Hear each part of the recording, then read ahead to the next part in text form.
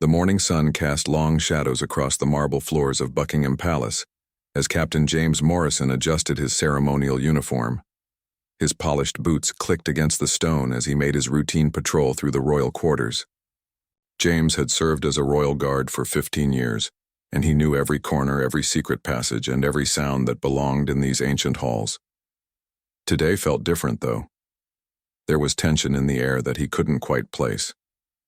The other guards whispered among themselves, their usual jovial banter replaced by hushed conversations that stopped whenever he approached. James had noticed strange patterns over the past few weeks. Unusual activity in the Queen Consort's wing, late-night movements that didn't match the official schedules, and most puzzling of all, the presence of someone who shouldn't have been there. Dr. Marcus Webb was a respected art historian who had been consulting on the palace's extensive collection. His official visits were documented and scheduled, but James had spotted him on several occasions when no appointments were listed. The man moved with a familiarity that suggested he knew the palace layout far better than any visiting consultant should. As James rounded the corner toward Queen Consort Camilla's private chambers, he noticed the door to her sitting room was slightly ajar.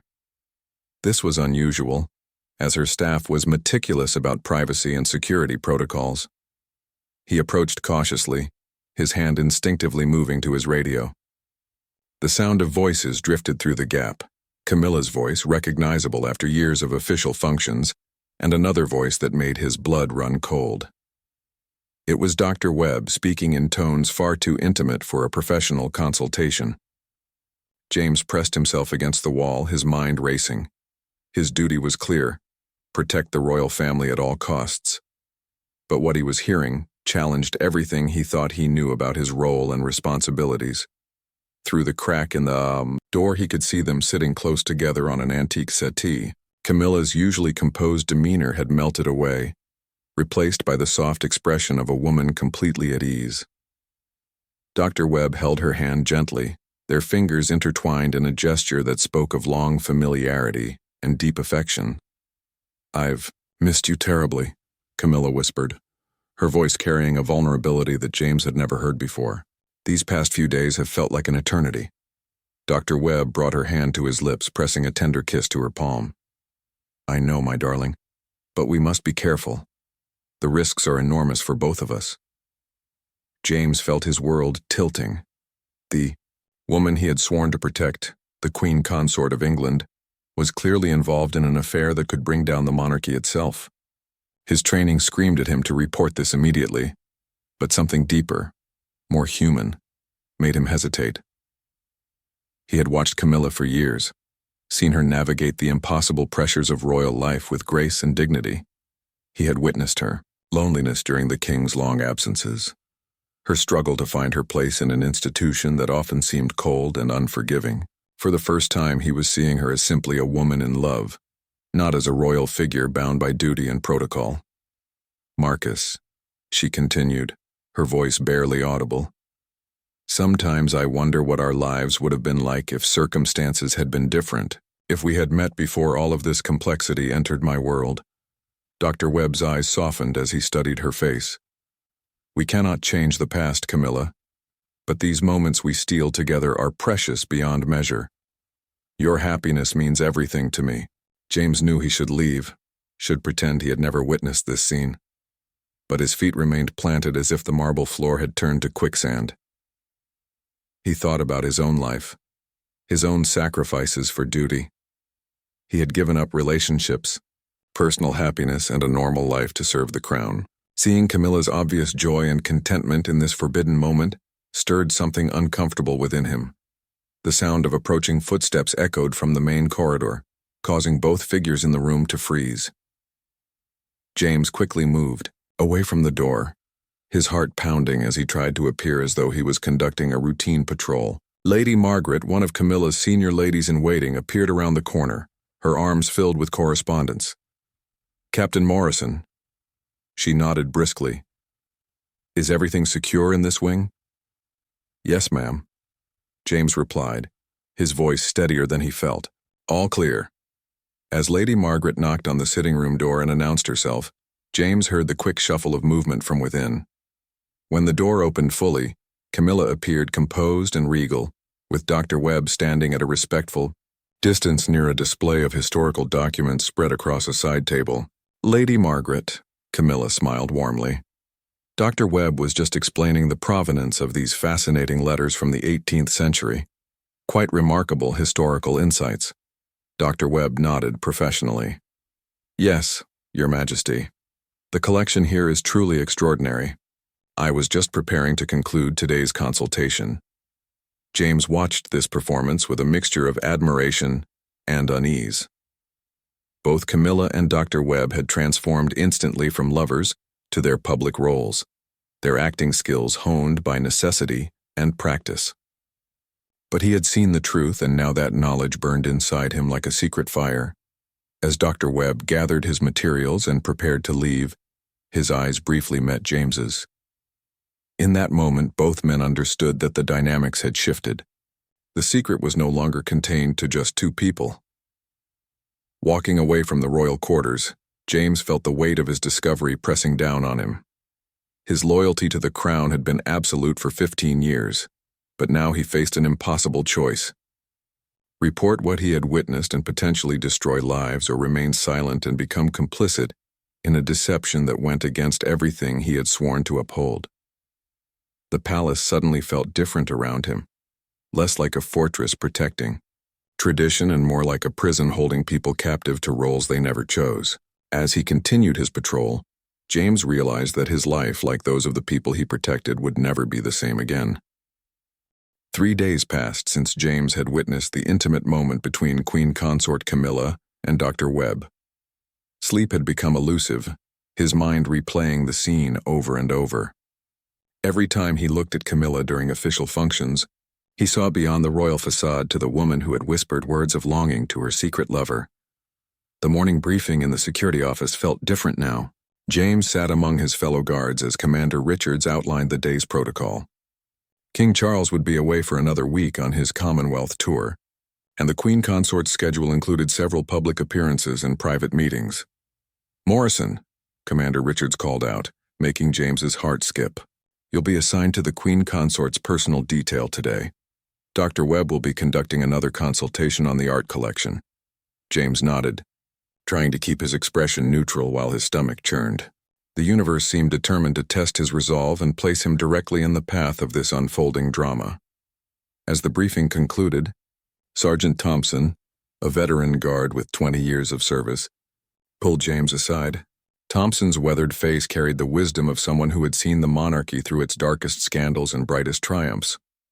"Something's eating at you." "Morrison," Thompson observed, his voice low and concerned. "In all the years I've known you, I've never seen you this distracted." James forced a smile. "Just tired, Sergeant. Nothing a good night's sleep won't fix." Thompson studied him carefully. "This job changes a man, James. We see things, hear things, learn things about the people we protect that would surprise the public. The key to surviving in this role is understanding that royals are human beings first, symbols second." The words hit James like a revelation. Thompson's knowing look suggested he understood more than he was letting on. How many secrets had this man kept over the decades? How many guards before James had faced similar moral dilemmas? "Sometimes," Thompson continued, "protecting someone means protecting their happiness, not just their physical safety. The crown will survive scandals, but broken hearts take much longer to heal." Before James could respond, Thompson walked away, leaving him with more questions than answers. The older guard's words felt like both a warning and permission, but James still didn't know which path to choose. Later that afternoon, James took his position outside Camilla's private study, where Dr. Webb had arrived for his scheduled consultation. Unlike their previous encounter, this meeting was official, documented, and properly supervised. James could hear their conversation clearly, scholarly discussions about artistic techniques and historical significance. But he also noticed the subtle things others missed. The way Camilla's voice softened when addressing Dr. Webb directly, how Dr. Webb's hands lingered just slightly too long when passing her documents, the stolen glances that lasted fractions of seconds longer than necessary. After an hour, Lady Margaret entered to inform Camilla of an unexpected call from the Prime Minister.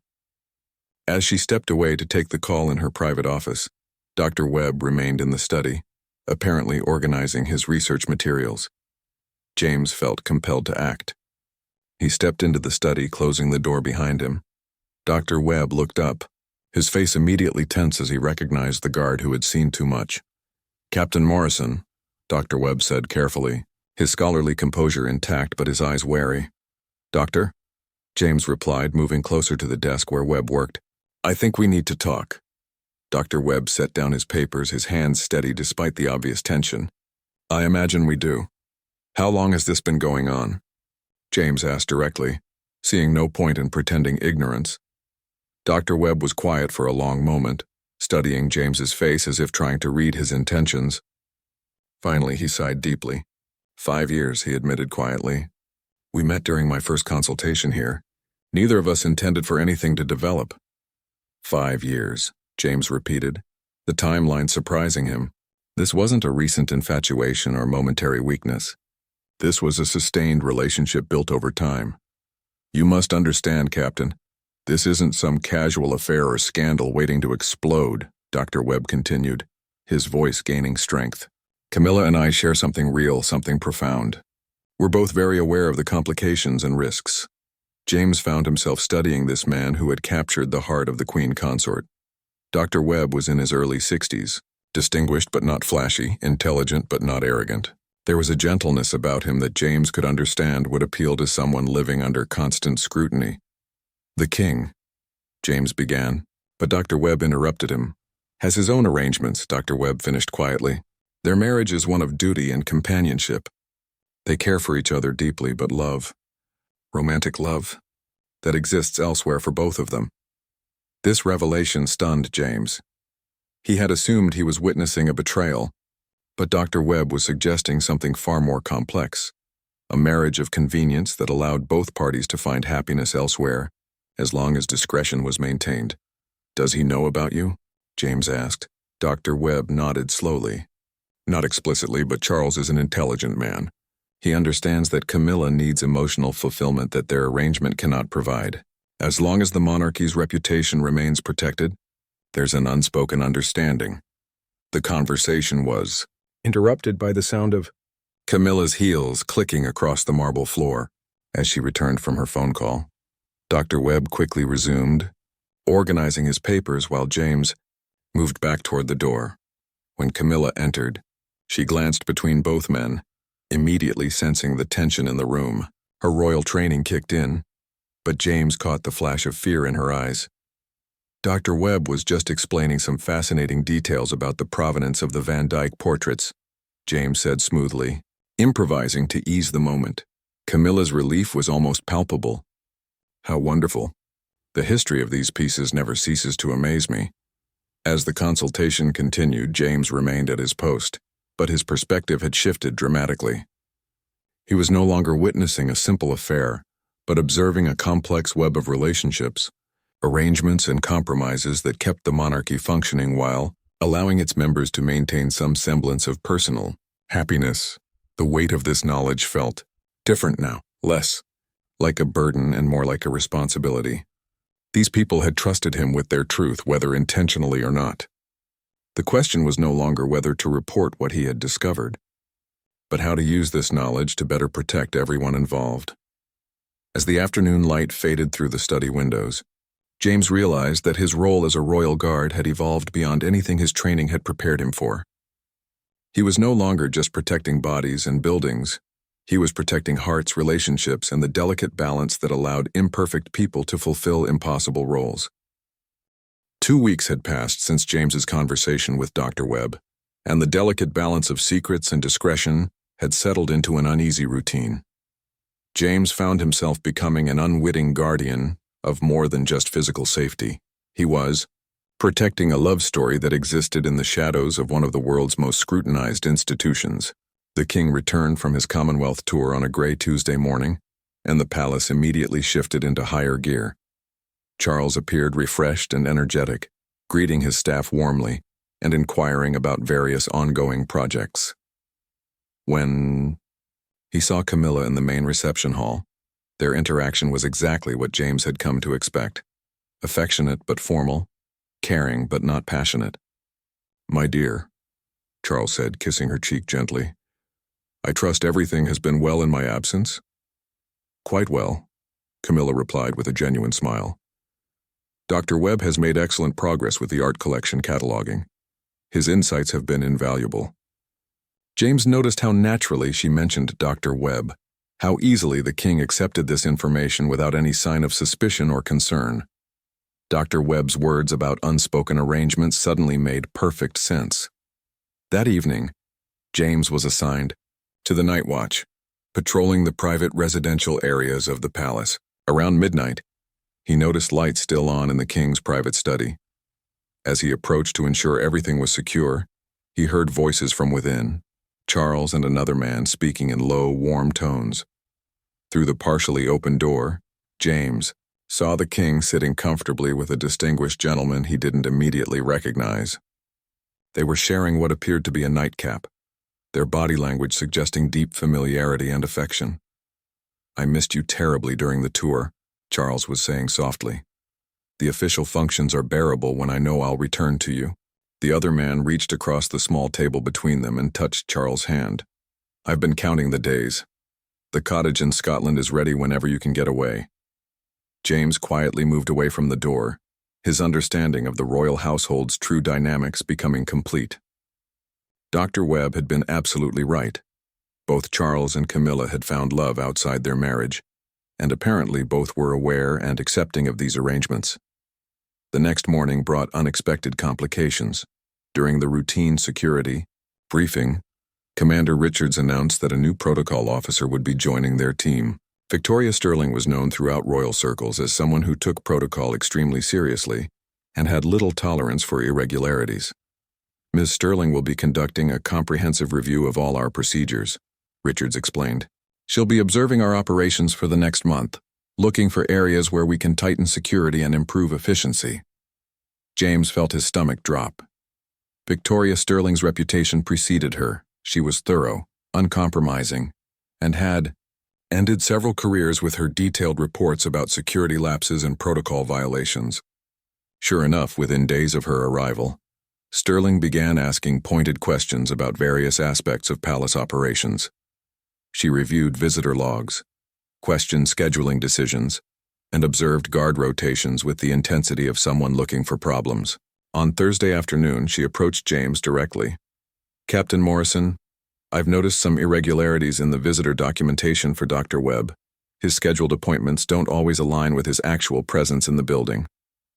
James's mouth went dry, but he kept his expression neutral. Dr. Webb often extends his consultations when he makes significant discoveries.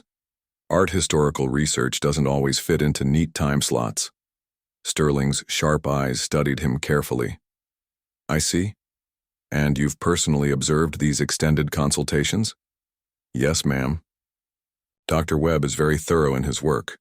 The Queen Consort values his expertise highly. I'm sure she does, Sterling replied, with a tone that suggested she suspected more than she was saying. I'd like to review the security footage from his most recent visits. James felt panic rising but managed to keep his voice steady. Of course. I'll coordinate with the technical team to pull those files for you. That evening, James found himself walking the palace grounds, trying to clear his head and formulate a plan. The security cameras in the Queen Consort's private quarters were minimal by design. The royal family insisted on maintaining some privacy even within their own home. But there would be footage of Dr. Webb's movements through the corridors, and a careful analysis might reveal timing discrepancies that could expose the true nature of his visits. As he rounded the corner near the rose garden, he almost collided with Camilla herself, who was taking a solitary evening walk. She looked surprised, but pleased to see him. Captain Morrison, how lovely. I was just enjoying the peace of the gardens. Sometimes the silence here is the only respite from the constant noise of royal life. James hesitated, then made a decision that would change everything. Your Majesty, I need to speak with you about a matter of security. There may be some challenges ahead that you should be aware of. Camilla's expression immediately became more serious. What kind of challenges? Victoria Sterling is conducting a thorough review of all palace protocols. She's specifically interested in visitor documentation and has mentioned Dr. Webb's consultation schedule. The color drained from Camilla's face, but she maintained her composure admirably. I see. And what do you think she suspects? I think she's very good at her job, James replied carefully. She notices patterns and inconsistencies that others might miss. Camilla was quiet for a long moment, looking out over the perfectly manicured gardens. When she spoke again, her voice carried a weariness that James had never heard before. Captain Morrison, in your years of service here, have you ever wondered what it would be like to live a normal life? To make choices based on love rather than duty? Every day, Your Majesty, James answered honestly. Marcus and I have been incredibly careful for 5 years. We've never taken unnecessary risks or compromised the dignity of the crown. But perhaps we've grown too comfortable, too confident in our discretion. James felt compelled to offer reassurance.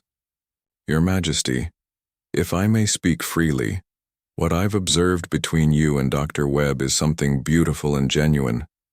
In a world full of artificial relationships and calculated partnerships, what you share appears to be real love. Tears formed in Camilla's eyes, but she blinked them away. Thank you for that kindness, Captain. It means more than you know. What will you do? James asked gently. Camilla straightened her shoulders, the royal training taking over. What I must do. Marcus and I will need to end our regular meetings, at least until this review is complete. The risk has become too great. As they walked back toward the palace together, James realized that his role in this drama was far from over. Victoria Sterling's investigation would continue, and protecting the people he served would require more than just standing guard. It would require active intervention, careful planning, and perhaps some risks of his own.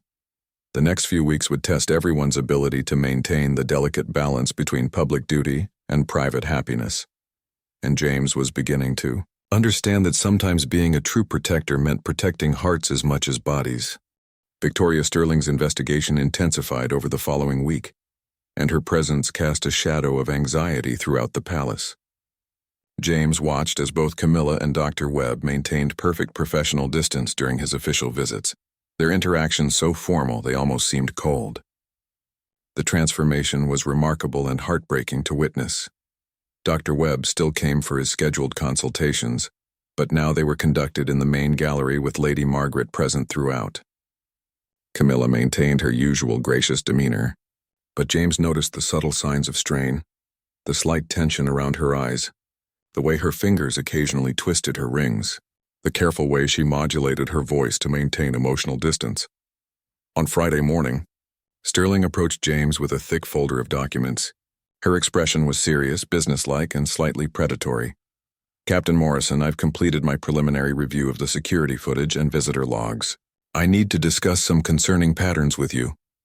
They sat in the security office's conference room, and Sterling spread several photographs and printed reports across the table. James's heart raced as he recognized images of Dr. Webb moving through various palace corridors. These timestamps show Dr. Webb entering the Queen Consort's wing at scheduled appointment times. Sterling began, pointing to specific images. However, thermal imaging from adjacent corridors suggests he remained in those areas far longer than documented departure times indicated. James studied the evidence, his mind racing to formulate reasonable explanations. Dr. Webb is extremely thorough in his research. Art authentication and historical analysis often take longer than initially estimated. Perhaps, Sterling replied, her tone skeptical. But look at this footage from 3 weeks ago. She pulled out another photograph showing Dr. Webb and Camilla standing close together in a corridor, their body language clearly intimate. The image was slightly blurred and taken from a distance, but their closeness was unmistakable. This was captured by a security camera positioned near the private residential quarters. Sterling continued. Dr. Webb had no official reason to be in that area of the palace. James felt sweat beading on his forehead but forced himself to remain calm. I'd need to review the context of that particular day. There may have been special circumstances that required Dr. Webb's expertise in multiple locations. Sterling leaned back in her chair, her eyes never leaving James's face. Captain Morrison, I've been doing this job for 15 years. I know the difference between professional interaction and personal intimacy. The question is whether you're going to help me uncover the truth, or continue protecting what appears to be a serious breach of protocol. The moment hung in the air like a sword suspended by a thread. James realized that his next words would determine not just his own fate, but the futures of everyone involved in this complex web of relationships. "Miss Sterling," he said carefully, "I take my responsibility to protect the royal family very seriously. That protection extends to safeguarding their privacy and dignity, as well as their physical safety. Even when that privacy involves behavior that could damage the monarchy?" "Especially then," James replied with conviction. "The royal family are human beings who deserve the same right to personal happiness as anyone else, as long as their actions don't harm others or compromise their public duties." Sterling's expression hardened. "Captain Morrison, I'm going to ask you directly. Are you aware of any inappropriate relationship between Queen Consort Camilla and Dr. Marcus Webb?" The question hung in the air like a challenge. James had reached the moment of truth, the point where he would either betray the trust of the people he protected or potentially sacrifice his own career and reputation. "I am aware," he said quietly, "that Queen Consort Camilla and Dr. Webb share a deep appreciation for art and history. Their professional relationship has developed into a friendship based on mutual respect and intellectual compatibility." "That's a very diplomatic way of avoiding my question," Sterling observed. "It's an honest answer to your question," James replied firmly. "I've observed nothing that compromises the dignity of the crown or violates any meaningful protocols." Sterling gathered her documents, clearly frustrated by James's responses. "I'll be conducting interviews with other staff members over the next few days. I hope their observations align with your assessment." After she left, James sat alone in the conference room, knowing that he had bought some time but not solved the underlying problem. Sterling was persistent and thorough. She would continue investigating until she found the evidence she was looking for. That afternoon, James made a decision that went far beyond his official duties.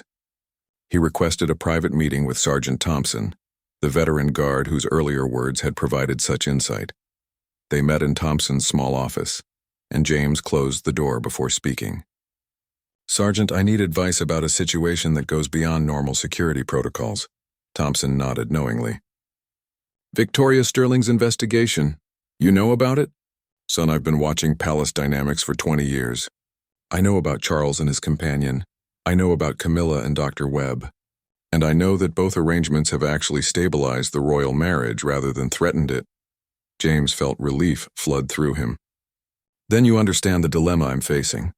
Sterling is dangerous because she sees protocol violations where others see human compassion," Thompson explained.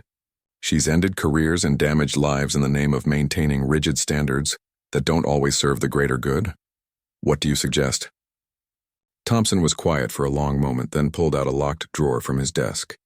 Inside were several folders labeled with dates going back years. "Sterling isn't the first protocol officer to investigate irregularities in this palace," he said quietly, "and she won't be the last. But what she doesn't understand is that sometimes the greatest service we can provide is selective blindness to matters that don't truly threaten anyone." He opened one of the folders, revealing photographs and documents similar to what Sterling had shown James.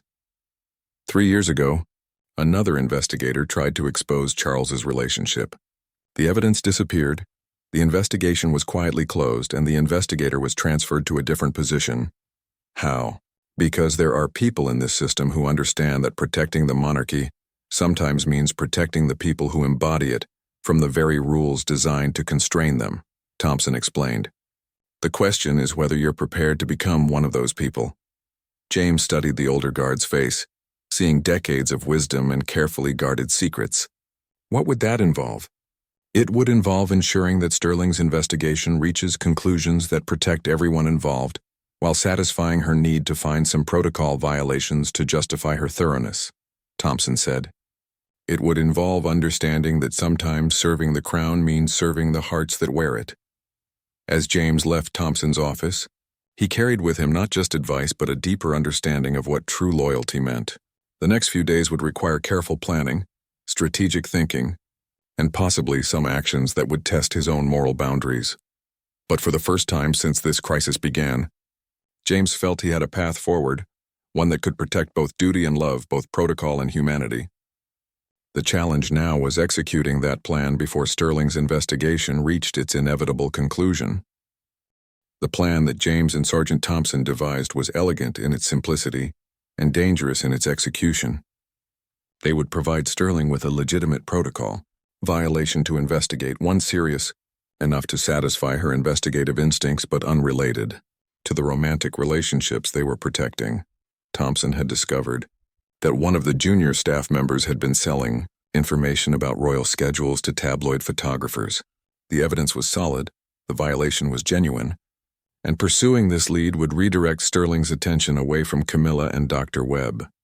The key, Thompson explained as they prepared their strategy, is timing. We need to present this information to Sterling. Just as her current investigation reaches a critical point, she'll naturally gravitate toward the more concrete evidence and the clearer protocol violation. James felt uncomfortable with the manipulation, but he recognized the necessity. What happens to the staff member who was selling information? Justice, Thompson replied simply. They violated their oath and endangered the people we're sworn to protect. Their consequences are deserved. On Monday morning, Sterling approached James again, this time with additional evidence from her interviews with other staff members. Her confidence was growing, and James knew they were running out of time. Captain Morrison, I've spoken with several housekeeping staff and junior guards. While none of them would admit to directly witnessing inappropriate behavior, their descriptions of Dr. Webb's movements and the Queen Consort's demeanor during his visits paint a concerning picture. James nodded seriously. I appreciate your thoroughness, Ms. Sterling. Speaking of security concerns, I've recently become aware of a potential breach that might interest you more than consultation scheduling irregularities. Sterling's eyes sharpened immediately. What kind of breach? Information leaks. I have reason to believe someone within the household staff has been providing details about royal movements to outside parties. For the next hour, James carefully presented the evidence Thompson had gathered about the junior staff members' activities. Sterling's focus shifted completely as she recognized the serious nature of this violation. This is exactly the kind of security threat I was brought here to identify, she said, her earlier suspicions about Dr. Webb apparently forgotten. I'll need to interview this individual immediately and trace the full extent of the information compromise. As Sterling left to pursue this new lead, James felt both relief and guilt. They had successfully diverted her attention, but at the cost of another person's career and reputation. The moral complexity of palace life continued to challenge his understanding of right and wrong. That afternoon, James was assigned to escort duty when Camilla attended a charity event in London. As they traveled in the royal car, she seemed more relaxed than she had been in weeks. Captain Morrison, she said quietly, I wanted to thank you for your discretion during this difficult period. I know you've been under considerable pressure. It's my honor to serve, Your Majesty, James replied. I hope the situation resolves favorably for everyone involved. Camilla studied his face in the rearview mirror. You've risked a great deal to protect something that many people would consider inappropriate or wrong. I've protected something that brings happiness to good people, James said simply. Sometimes that's more important than rigid adherence to rules that were written without considering human nature. The charity event proceeded smoothly, but James noticed something that made his heart sink. Among the attendees was a photographer who seemed particularly interested in Camilla's movements and interactions. His behavior suggested he wasn't just covering the event, but looking for something specific. During a quiet moment, James approached the photographer. Excuse me, sir. I'm Captain Morrison with the Royal Protection Detail. Could I see your press credentials? The man produced proper documentation, but his nervous demeanor raised James's suspicions. I'm just here to cover the charity event, he insisted. Of course, James replied. Just wanted to ensure everything was in order. Later, James quietly ran the photographer's credentials through their database and discovered that he worked for one of the more aggressive tabloid publications. More concerning, his recent assignments had all focused on investigating rumors about royal relationships and personal scandals. The pieces clicked together with horrible clarity. Sterling's investigation hadn't been conducted in a vacuum. Someone had been feeding information to the press, and now photographers were actively looking for evidence to support whatever rumors were circulating. That evening, James arranged another meeting with Thompson to share this development. The older guard's face grew grave as he absorbed the implications. "This changes everything," Thompson said. "If the press is already investigating, then Sterling's official inquiry is just the beginning. We need to accelerate our timeline and ensure that any potential evidence is properly managed." "What do you mean?" Thompson pulled out a key and unlocked another drawer. Inside were several computer drives and what appeared to be backup security footage from various palace locations. "The beauty of our security system," he explained, "is that it's designed with multiple redundancies and regular archival procedures. Sometimes, during routine maintenance, certain files become corrupted or accidentally overwritten." James understood immediately. Thompson was suggesting they eliminate the photographic evidence Sterling had collected by making it appear that technical difficulties had compromised the relevant files. "That's destroying evidence," James said slowly. "That's routine technical maintenance that happens to coincide with protecting people we care about," Thompson corrected. "The question is whether you're comfortable with that distinction." James thought about Camilla's obvious happiness when she was with Dr. Webb, about the genuine love he had witnessed between them, about the complex but functional arrangement that allowed both Camilla and Charles to find fulfillment while maintaining their public duties. "What would you need me to do?" Thompson smiled grimly. "Just ensure that you're assigned to security office duty tomorrow night during the weekly system backup procedures. Technical malfunctions happen all the time during routine maintenance." As James walked home that evening, he reflected on how dramatically his life had changed since that first morning when he had witnessed Camilla and Dr. Webb together. He had evolved from a simple guard following orders to an active participant in protecting the complex human realities behind royal protocols. The next 24 hours would determine whether love could triumph over investigation, whether human compassion could overcome institutional rigidity, and whether James was truly prepared to risk everything to protect the happiness of the people he served. But as he thought about Camilla's smile when she was with Dr. Webb, about the genuine affection he had witnessed between them, James knew that some things were worth the risk. Tomorrow night, he would help ensure that their secret remained safe, regardless of the personal cost to himself. The palace might be built on tradition and protocol, but it was inhabited by human beings who deserved the chance to find love and happiness within the constraints of their impossible lives, and James was determined to protect that humanity, even if it meant bending the very rules he had sworn to uphold. The night of the planned technical maintenance arrived with an autumn storm that seemed to mirror the tension James felt, building inside the palace walls. Rain lashed against the windows as he took his assigned position in the security office, knowing that the next few hours would either resolve the crisis or destroy several lives. Thompson had briefed him carefully on the procedures. During the weekly backup process, the main security server would be temporarily offline while data was transferred to backup drives. In that window, certain files could be selectively removed or corrupted without leaving obvious traces of tampering. At 11 p.m., James initiated the backup sequence as he had been trained to do dozens of times before. But tonight, instead of simply monitoring the process, he would actively intervene to protect the people he had come to care about. The server status lights blinked rhythmically as terabytes of data began transferring. James accessed the file directories Thompson had identified, the security footage from the past month that contained Sterling's evidence of Camilla and Dr. Webb's intimate moments. His hands trembled slightly as he navigated to the specific files. Each video clip represented a moment of genuine happiness stolen from the relentless pressure of royal life. As he prepared to delete them, James felt the weight of what he was doing, destroying evidence to protect love, violating his oath to serve a higher purpose. The first file disappeared with a simple keystroke. Then the second. One by one, the photographic evidence of Camilla and Dr. Webb's relationship vanished into digital oblivion. James felt both relief and profound sadness as he watched these captured moments of joy disappear forever. Halfway through the process, the office door opened unexpectedly. James's heart stopped as Victoria Sterling walked in, her face suspicious and alert. "Captain Morrison," she said slowly, "I wasn't expecting anyone to be here during the backup process." James forced his voice to remain steady. "Standard protocol, Ms. Sterling. We always have someone monitoring the system during major data transfers to ensure nothing goes wrong." Sterling approached the workstation, her eyes scanning the monitors. "I see, and has anything gone wrong tonight?" "Just some minor corrupted files in the older archives," James replied, continuing his work as if nothing unusual was happening. "Routine maintenance stuff." "Corrupted files," Sterling repeated, her tone growing more suspicious. How convenient. The tension in the room was palpable.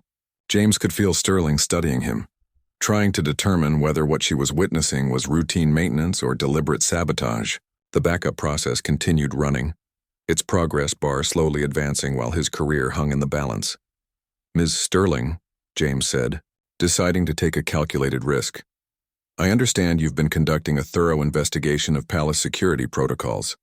Have you found what you were looking for?" Sterling moved closer to the monitors.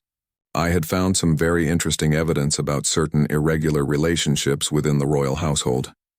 Unfortunately, it seems that evidence may be compromised by these technical difficulties you're experiencing. Computer systems can be unreliable," James agreed, "especially with older files that haven't been properly maintained." "Indeed," Sterling said, her voice carrying clear skepticism. "Captain Morrison, I want you to know that I'm very good at my job. I recognize deliberate destruction of evidence when I see it." James met her gaze directly. "And I want you to know that I'm very good at my job too.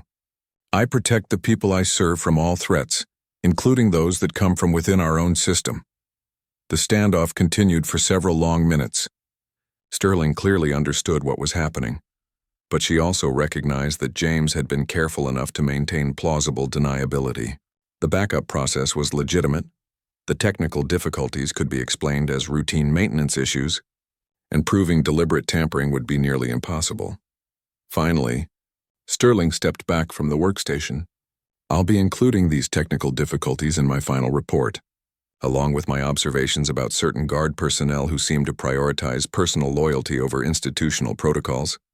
"I'm sure you will," James replied calmly, "and I'll be including in my security assessment that you've been an extremely thorough and dedicated investigator." After Sterling left, James completed the file deletions and ensured that the backup process finished normally. The evidence that could have destroyed Camilla and Dr. Webb's relationship was gone, but he knew that Sterling would continue looking for other ways to expose what she suspected.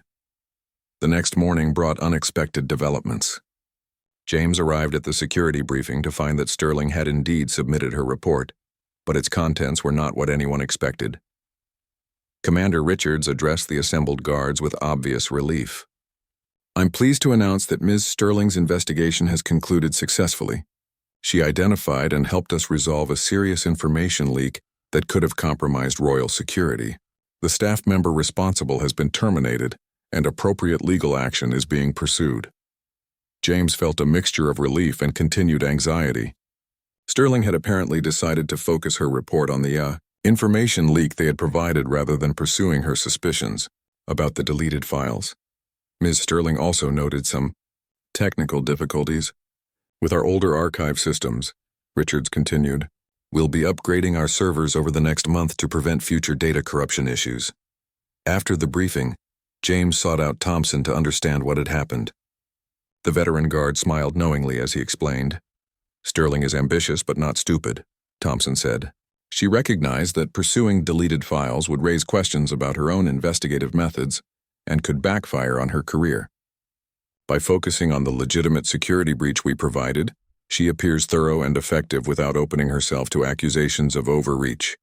"So we're safe?" "For now," Thompson replied. "But this episode taught us that our protective arrangements need to be more sophisticated. We can't rely on luck and technical malfunctions indefinitely."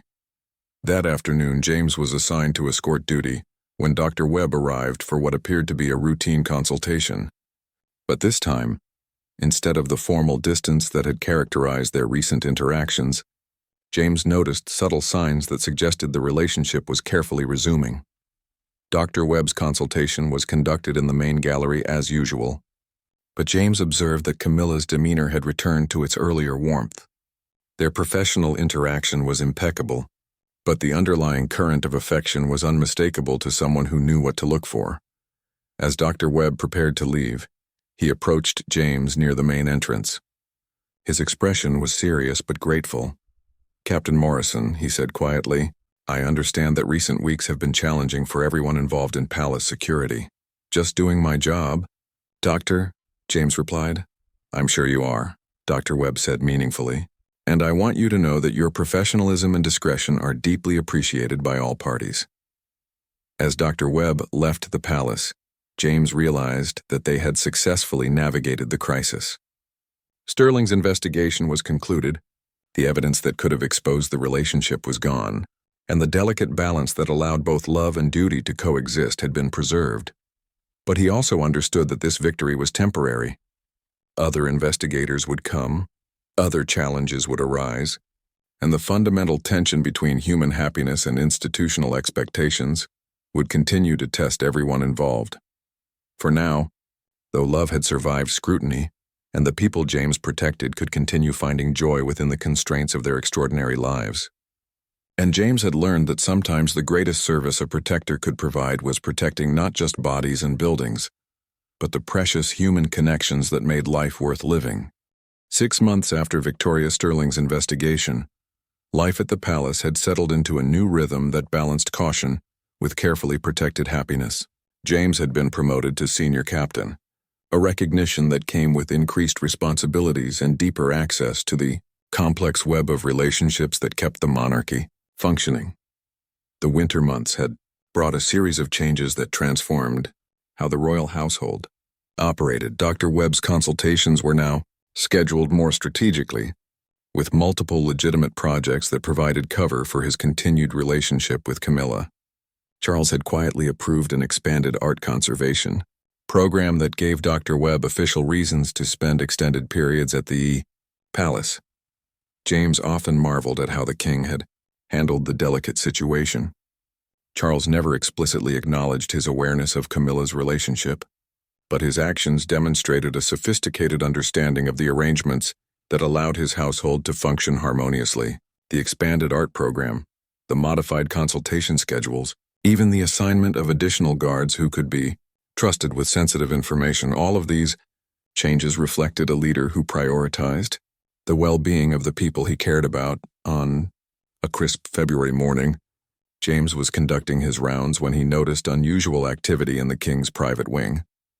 Charles was preparing for an extended trip to Scotland, and his companion would be accompanying him as part of an official delegation studying rural conservation programs. The cover story was elegant and plausible, providing legitimate reasons for their time together while maintaining appropriate discretion. As James watched the preparations, he reflected on how much his understanding of loyalty and service had evolved. The rigid protocols he had once followed blindly now seemed less important than the deeper principle of protecting the humanity of the people he served. Camilla appeared in the corridor, clearly preparing for her own day of official engagements. She looked happier and more relaxed than she had during Sterling's investigation, but there was also a new awareness in her demeanor, an understanding that their happiness existed within carefully maintained boundaries. Captain Morrison, she greeted him warmly. I trust everything is proceeding smoothly with the king's travel preparations? Yes, Your Majesty. Security arrangements are all in place for the Scotland trip. Camilla nodded, then glanced around to ensure they were alone. I wanted to speak with you about Dr. Webb's upcoming consultation on the Tudor portrait collection. It's scheduled for next week, and I expect it will be quite comprehensive. James understood the subtext immediately. Of course, Your Majesty. I'll ensure appropriate security coverage for the extended research session. Thank you, she said with a meaningful smile. Your professionalism in these matters has been exemplary.